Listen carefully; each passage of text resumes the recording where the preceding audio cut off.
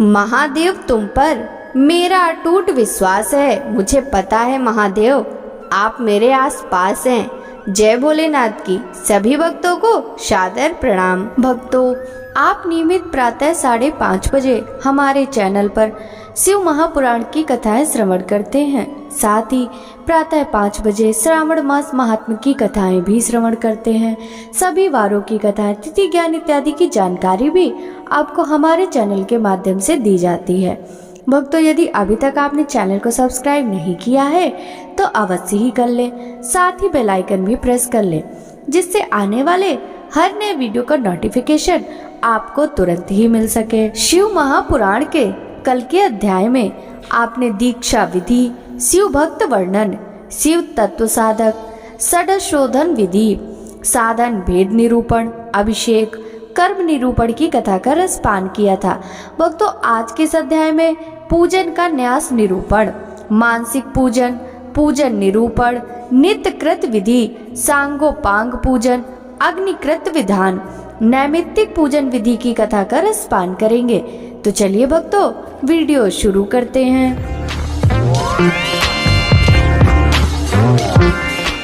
उपमन्यु बोले, हे कृष्ण जी, न्यास गृहस्थियों के क्रमानुसार 3 प्रकार का होता है। ब्रह्मचारियों के लिए उत्पत्ति न्यास, सन्यासियों के लिए लय न्यास और गृहस्थियों के लिए स्थित न्यास का विधान है। अंगूठे से लेकर कनिष्का उंगली तक स्थित न्यास होता है। लय न्यास वाम अंगुष्ठ से दक्षिण अंगुष्ठ तक है। बिंदु के साथ नकरादि वर्णों का न्यास करना चाहिए। तल और अनामिका में शिव जी का न्यास करें। 10 दिशाओं में अस्त्र न्यास होना चाहिए। 5 भूतों के स्वामी एवं 5 कलाओं को अपने हृदय के मध्य ब्रह्मरंध्र में धारण करें। पंचाक्षर मंत्र का जाप करें। प्राण वायु को रोककर अस्त मुद्राओं में भूत ग्रंथि का छेदन कर सुषुम्ना नाड़ी द्वारा जप करें। फिर वायु द्वारा शरीर शोषण करें। फिर कलाओं का संहार करें। दुग्ध कलाओं का स्पर्श कर अमृत द्वारा सिक्त कर शरीर को उचित स्थान पर स्थापित करें। तत्पश्चात भौतिक शरीर को भस्म द्वारा स्नान कराएं। हृदय में स्थित भगवान शिव का ध्यान करते हुए अमृत वर्षा से विधात्मक देह को सींचे। अपने शरीर को शुद्ध करके शिव तत्व प्राप्त कर ईश्वर का पूजन करें। मात्र न्यास, ब्रह्म न्यास, प्रणव न्यास और हंस न्यास करें। हकार हृदय से सकार भ्रुकुटी मध्य में 50 वर्ण रुद्र मार्ग के द्वारा न्यास करें। फिर क्रमशः अघोर, वामदेव, प्रणाम, हंस न्यास, पंचाक्षरी मंत्र का न्यास करें। भगवान शिव का परम भक्त और शिव पूजन और ध्यान करने वाला मनुष्य संसार सागर से पार हो जाता है। इसी के द्वारा मोक्ष की प्राप्ति होती है। उपमन्यु बोले, कृष्ण जी, अंग न्यास आदि कार्यों को पूरा करें। फिर अपने मन द्वारा पूजन सामग्री की कल्पना करें। सामग्री को जुटाकर उससे विधि पूर्वक विघ्न विनाशक श्री गणेश जी का पूजन करें। दक्षिण तथा उत्तर में क्रमशः नंदी एवं सुभद्रा का पूजन करें। कमल के सुंदर और कोमल आसन पर त्रिलोकीनाथ भगवान शिव व देवी पार्वती को उस पर स्थापित करें। शिव पार्वती की स्थापना कमलासन पर करने के बाद भक्ति पूर्वक विधि विधान के अनुसार उनका पूजन करें। पुष्प अर्पित करें, ध्यान करें और भावनामय समिधा घृत से परमेश्वर की नाभि में होम करें। भ्रुकटी के मध्य में परम पवित्र दीप ज्योति के आकार वाले भगवान शिव का ध्यान करें। यही वानाप्तिक भावनामय आराधना है। इसे पूर्ण करने के बाद अग्नि या इष्टलित लिंग में पूजन करें। उपमन्यु बोले, हे कृष्ण जी, पूजन स्थान को गंध, चंदन, फूलों और जल से पवित्र कर प्रोक्षण करें। अस्त्रों द्वारा विघ्नों का निवारण कर कवच से सारी दिशाओं का अस्त्र न्यास करें। कुसा बिछाकर उसे जल से मार्जित करें। प्रोक्षणी पात्र, अर्घ्य पात्र, पाद आचमन को शुद्ध कर उनमें जल, खम तथा चंदन डालें और आचमन के जल में कपूर, कंकोल, कीमता, तमाल व चंदन मिलाएं। चावल, कुशा, दूर्वा, जौ, अक्षर, तिल, घृत, सरसों, पुष्प और भस्म मिलाकर मंत्र द्वारा रक्षित करें। विनायक देव का पूजन करें। फिर नंदीश्वर का पूजन करने के पश्चात षोडश उपचार से शिवलिंग का पूजन करें। ऊर्ध्व भाग में कमलासन रखें। कमल दल 8 प्रकार की सिद्धि देने वाला है। वामादिक शक्तियाँ बीज हैं। भगवान शिव का पूजन करें, पंचगव्य द्वारा स्नान कराएं, फिर आंवले और हल्दी से इसका लेप करें। देव स्नान कराकर सुंदर वस्त्र एवं यज्ञोपवीत धारण कराएं। पाद्य, अर्घ, आचमन, धूप, दीप, नैवेद्य, गंध, पुष्प, भूषण, जल, मुखवास कर रत्न जड़ित मुकुट एवं आभूषण चढ़ाएं। फिर भगवान शिव पार्वती की आरती करें। आरती की थाली को शिवलिंग के सामने 3 बार घुमाकर माथे पर सुगंधित भस्म धारण करें। फिर अपनी पूजा अर्चना में रह गई त्रुटि के लिए भगवान से क्षमा याचना करें। इस प्रकार पूजन करने से परम फल की प्राप्ति होती है। उपमन्यु बोले, हे कृष्ण जी, दीपदान करने से पहले आरती एवं पूजन भी किया जाना चाहिए। सर्वप्रथम ईशान देव से लेकर सद्दो जात तक भगवान शिव का जाप करें। पहले आवरण में हृदय से लेकर अस्त्र न्यास कर पूजन करें। पूर्व में इंद्र, दक्षिण में यम, पश्चिम में वरुण, उत्तर में कुबेर, अग्नि में अग्नि, नैऋति में निऋति में वायु की पूजा करनी चाहिए। कमल से बाहर वज्रादि आयुधों का पूजन करना चाहिए। तत्पश्चात सभी स्थानों से 8 लोकपालों का पूजन कर माँ जगदम्बा का पूजन कर उनकी आराधना करें। योग, ध्यान, जप और होम कृत्यों में 6 तरह का नैवेद्य होना चाहिए।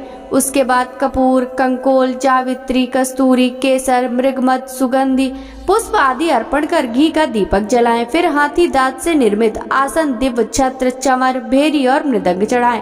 अपनी सामर्थ्य के अनुसार किया गया शिव पूजन उत्तम फल देने वाला होता है। शिव जी में अनन्य भक्ति रखने वाले प्राणी को अवश्य ही मुक्ति प्राप्त होती है। उपमन्यु बोले, हे कृष्ण जी, शिव पूजन परम फलदायक है। बड़े बड़े पापी, ब्रह्म हत्यारे, चोर, व्यभिचारी पुरुष यदि शिव पूजन करें तो उनके सभी पाप नष्ट हो जाते हैं। इसलिए पतितों को शिव पूजन अवश्य करना चाहिए। शिव पंचाक्षरी मंत्र का जाप करने से बंधन में पड़े मनुष्य बंधन से मुक्त हो जाते हैं। अनेकों योनियों में जीवन व्यतीत करने के पश्चात हमें मनुष्य योनि मिली है। जो मनुष्य इस अल्प मनुष्य देह को पाकर भी शिव पूजन नहीं करता, उसका जन्म सफल नहीं होता। इसलिए प्रत्येक मनुष्य को भक्ति पूर्वक त्रिलोकीनाथ भगवान शिव का पूजन आराधना अवश्य करनी चाहिए। भगवान शिव के पूजन के समान कोई अन्य धर्म नहीं है। यह मनुष्य को सभी सांसारिक बंधनों एवं मोह माया से मुक्ति दिलाने वाला है। शिव पूजन करने के पश्चात मनुष्य को परिवार एवं बंधु बांधवों सहित प्रसाद बांटना चाहिए। उपमन्यु बोले, हे कृष्ण जी, अग्निकृत को कुंड, स्त्रिंडिल, वेदी, लोहे के पात्र अथवा मिट्टी के पात्र में कर्तव्य है। उसमें विधि पूर्वक अग्नि की स्थापना करनी चाहिए और फिर हवन आरंभ करें। सबसे पहले कुंड का निर्माण करें। कुंड के चारों ओर 3 मेखला होनी चाहिए। फिर कुंड में योनि की रचना करें। कुंड को गोबर से लीप कर उसमें अग्नि में तपाएं और तत्पश्चात उस पर वेदोक्त सूत्र लिख दें। कुशा पुष्पों से कुंड को प्रोक्षित करें। पूजन की सभी सामग्री एकत्रित कर मणि द्वारा उत्पन्न या किसी ब्राह्मण के घर से लाई गई अग्नि को ही कुंड में ग्रहण करें। कुंड की 3 बार परिक्रमा कर अग्नि बीज मंत्र का उच्चारण करते हुए कुंड में अग्नि स्थापित करें। फिर दक्षिण दिशा में शिव पूजन कर मंत्र न्यास आदि कर घी में धेनु मुद्रा दिखाकर शुआ को तपाकर प्रोक्षण करें। फिर संस्कारों की सिद्धि के लिए बीज मंत्रों से होम करें। ऐसा करने से शिवाग्नि संपन्न हो जाती है। तत्पश्चात भगवान शिव के अर्धनारीश्वर रूप का आवाहन कर उसका पूजन करें। फिर दीपक का सिंचन कर समिधाओं से होम करें। दूर्वा एवं घी की आहुतियां दें। धान, खील, जौ, सरसों, तिल को घी में मिलाकर उससे होम करें। फिर 3 प्रायश्चित आहुतियां दें। बचे घी को एक पुष्प पर रखकर षोडश मंत्र द्वारा हवन करें। विसर्जन कर अग्नि की रक्षा करें। देवों का आवाहन कर उनका पूजन करें। भस्म को मंत्र द्वारा धारण करें। अग्निकृत समाप्त होने पर शिव शास्त्रानुसार बलि कर्म करें। विद्या के सामने गुरु मंडल की रचना करें और उस पर आसन बिछाकर फूल से गुरु पूजन करें। फिर निर्धनों को भोजन कराकर स्वयं भोजन करें। फिर आचमन कर शिव मंत्र को जपते हुए ध्यान करें। उपमन्यु बोले, हे श्री कृष्ण, प्रत्येक माह के दोनों पक्षों की अष्टमी और चतुर्दशी के दिन उत्तरायण संक्रांति ग्रहण काल में विशेष पूजन करना चाहिए। माघ के महीने में पंचगव्य शोध कर शिव जी को स्नान कराएं और उस जल को पिए। इस जल को पीने से ब्रह्म पाप भी नष्ट हो जाते हैं। पौष माह में पुण्य नक्षत्र में भगवान शिव की आरती करें। माघ में मघा नक्षत्र में कंबल और घी का दान करें। फागुन के उत्तरा फाल्गुनी नक्षत्र के दिन बहुत बड़ा उत्सव करें। चित्रा नक्षत्र में चैत्र माह में शिव जी का ढोला उत्सव करें। वैशाख के विशाखा नक्षत्र में फूल मंडली उत्सव करें। जेठ महीने के मूल नक्षत्र में शीतल जल का कुंभ दान करें। आषाढ़ के उत्तराषाढ़ा में पवित्र व्रत धारण करें। श्रावण माह के श्रवण नक्षत्र में प्राकृत प्रकार के सभी मंडल बनाकर उनका पूजन करें। उत्तरा भाद्रपद नक्षत्र में प्रोक्षण करें। पूर्वाषाढ़ा नक्षत्र में जल क्रीड़ा करें। असौज में खीर खाएं। शतभिषा नक्षत्र में अग्नि कर्म करें। कार्तिक में कृतिका नक्षत्र पर सहस्त्र दीप जलाकर उनका दान करें। मृगसर महीने के आद्रा नक्षत्र में स्नान करें। अपने द्वारा किए गए किसी बुरे कार्य के लिए भगवान शिव से क्षमा याचना करें और बुरे कार्यों के लिए प्रायश्चित करें। इस प्रकार के नित्य पूजन करने से इसी जन्म में मोक्ष की प्राप्ति हो जाती है। भक्तों, आगे की कथा का वृतांत हम कल के अध्याय में श्रवण करेंगे। शिव महापुराण की यह कथा यदि आपको अच्छी लगी हो तो इस वीडियो को लाइक कर ज्यादा से ज्यादा भक्तों के साथ शेयर कीजिएगा। साथ ही वीडियो के कमेंट बॉक्स में हर हर महादेव जरूर लिखिएगा, जिससे भगवान शिव माता पार्वती की कृपा दृष्टि सदा सर्वदा आप सभी पर इसी प्रकार बनी रहे। आपसे मिलते हैं शिव महापुराण के अगले अध्याय की कथा के साथ। तब तक सभी भक्तों को हरे कृष्णा, राधे राधे, हर हर महादेव।